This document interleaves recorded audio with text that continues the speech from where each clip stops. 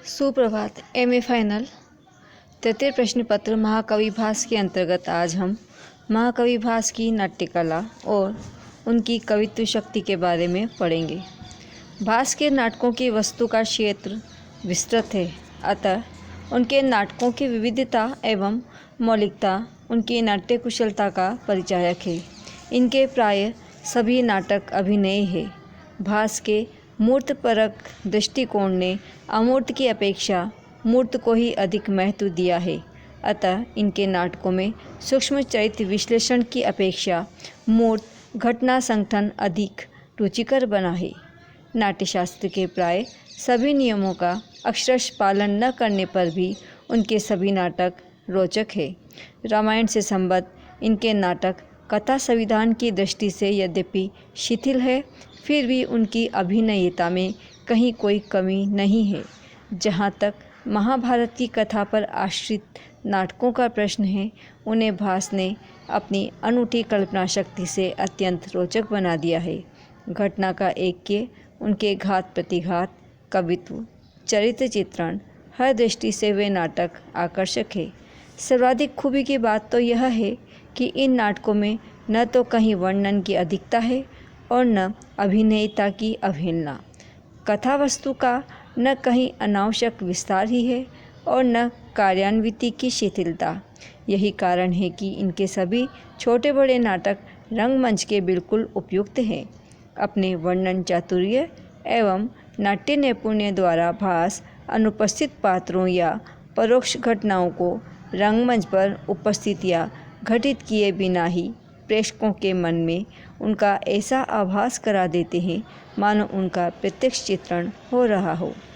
भास चरित्र चित्रण में भी निपुण है। अपने पौराणिक पात्रों को उन्होंने वास्तविकता, मनोवैज्ञानिकता और मार्मिकता के साथ चित्रित कर उन्हें सर्वथा नवीन बना दिया है। इनके प्राय सभी नाटक संघर्ष का द्वंद्व प्रधान है। यह संघर्ष दो प्रकार का है, घटना व्यापार संबंधी तथा पात्रों के मानसिक स्थिति संबंधी। इन्होंने पौराणिक सत्यता पर अपनी कल्पना का रंग चढ़ाकर इतिहास पुराण के रूखे चित्रों को काव्यमय बना दिया है, किंतु उस कल्पना से पौराणिक तथ्यों को कहीं खंडित नहीं होने दिया है। यह भास की मौलिक विशेषता है।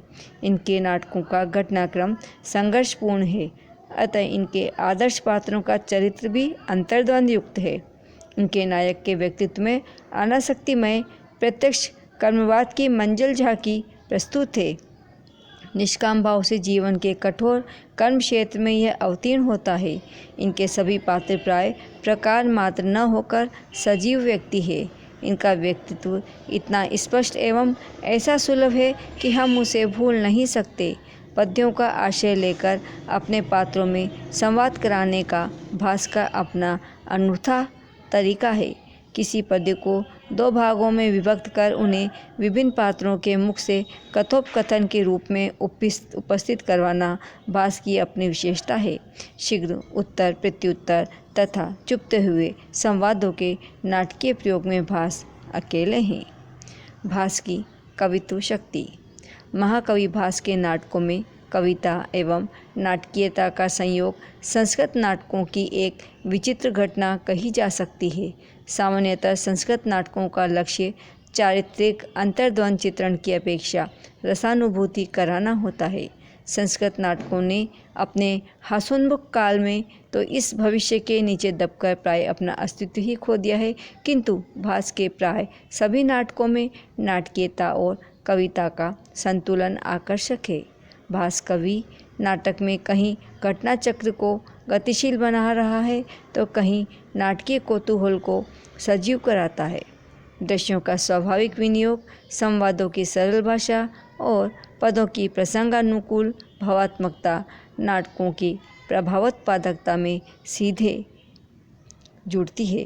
भास के प्रसंगानुकूल कवित्वपूर्ण पद्यों में कहीं से अलग से जोड़ नहीं दिखलाई देते हैं। मानवीय तथा बाह्य प्रकृति के चित्रण में भास अपने ढंग के अकेले कवि हैं। मानव मन में नित्य नूतन उठने वाले भावों के अंकन में ये लगभग वाल्मीकि के समीप ही हैं। प्रकृति के नाम रूपों के ये जागरूक दृष्टा हैं। अपनी अनुभूति को सरल बोधगम्य भाषा में अभिव्यक्त करने में ये मनोहर कवि हैं। रात का सघन अंधकार इनके शब्दों में कितना प्रभावशाली बन गया है। लिम्पति तमोंगानी वसति वांजनम नभ असत्पुरुष सेवेव दृष्टि निफलताम गता। अनुष्टुप के 32 अक्षरों का ये छंद अर्थ चमत्कार में ध्वनि प्रतिध्वनियों से परिपूर्ण संगीत समारोह सा आकर्षक हो उठा है। कोमल वर्णों का विन्यास, मनोरम अर्थ छवि, उपमा और उत्प्रेक्षा का संयोग भास के कवित्व का साक्षी बन गया है। भास के नाटकों में आलोचना के योग्य अनेक विषय हैं और प्रत्येक विषय के विविध स्तर हैं। स्तर स्तर पर सहृदयता के लिए वे मुख्य हैं। इनके नाटकों में सर्वप्रथम सांस्कृतिक वैभवों का अक्षितिज प्रसार पाठक या दर्शक के प्राणों पर रजत आतप का साया डालता है। दंडकारण्य से अयोध्या के राजभवन तक संस्कृति का एक समान ताना बना बुन आश्रम द्रुम कुटिया के पुलिन ऋषि कन्याएं प्रौढ़ा त्रापसी वृद्ध कुलपति सब एक ही सुरभि के बहुरंग सुमन है। वनवासिनी सीता का व्यक्तित्व इसी आवेष्टन में से उभरता है। वह तरुओं की स्निग्ध छाया और मधु माधवी की स्वर्ण रेणु में अपने जीवन को संजोती है। वह अपने अकृत्रिम स्नेह से इन वृक्षों को सींचती है। प्रतिमा नाटक में है यो अस्या करः शाम्यति दर्पणे अपि स नेति खेदम कलशम वहंतिया कष्टम वनम स्त्रीजन सौकुमार्यम समम लताभि कठिनी करोति। पंचवटी में अपने कोमल करों से पेड़ों को खींचने वाली सीता का यह सुकुमार कठोर चित्रण किसके मुख प्राणों को नहीं लेता है। नाटकीयता की दृष्टि से इस श्लोक में घटनाओं का यथात्मक घात प्रतिघात, उनकी एकता और सार्थकता, सीता की चरित्र चित्रणात्मक स्वाभाविकता मानो सभी एक साथ मुखरित हो उठे हैं। नाटक घात प्रतिघात में ही आगे बढ़ता है। विभिन्न परिस्थितियों में मनुष्य के हृदय में जो जो भाव उदित हुआ करते हैं उनका समुचित शब्दों में उपन्यास करना भी किसी भी नाटककार की सफलता की कसौटी है। पिता की मृत्यु का कारण जानकर भी सारे भावों को हृदय में समेटे भरत वन की ओर उन्मुख है, पर ज्यों ही उन्हें राम का साक्षात्कार होता है भरत का गंभीर स्वर गूंज उठता है। तात्पर्य यह है कि भरत को अब पता चल रहा है कि उसके पिता ने पुत्र के वियोग में प्राण त्याग कर कितना बड़ा दुष्कर कार्य किया है। जब मेरा भारत स्नेह इतना प्रबल है तो भला उनका पुत्र स्नेह क्या होगा। बात बड़ी मर्मस्पर्शिनी है। अद्य खलु गच्छामि पित्रा में दुष्कृतम कृतम कीदृश तनयो स्नेहो भारत स्नेहो अयम ईदृश। प्रतिमा नाटक का चौथे अंक का ये 12वां श्लोक है।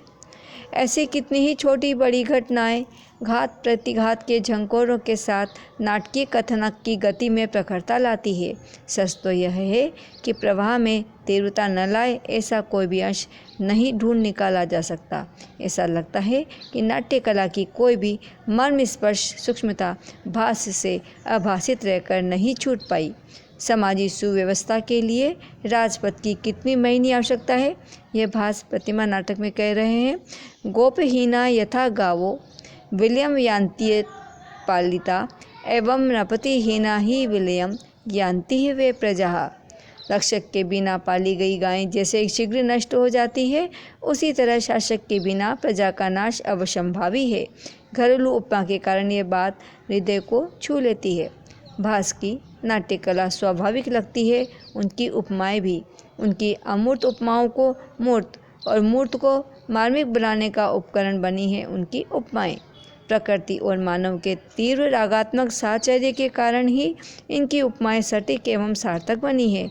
इतना ही नहीं, इनकी उपमाओं का उत्स जीवन की निशेष अनुभूतियों के भीतर है, अतः इसमें नवीनता और विविधता का ऐक्य है। सूर्य इव गतो राम सूर्य दिवस इव लक्ष्मण अनुगत सूर्य दिवसावने छायेव न दृश्यते सीता। राम शाम की बेला में सूर्य की तरह राम चले गए, दिन की तरह लक्ष्मण उनके पीछे चले गए। सूर्य और दिवस के अंत में छाया की तरह सीता अदृश्य हो गई। इन सारी उपमाओं में जो औचित्य का विलास स्फुरित हो रहा है वह इतना कमनीय, इतना मनोहर, इतना आकर्षक है कि देखते ही बनता है। धन्यवाद।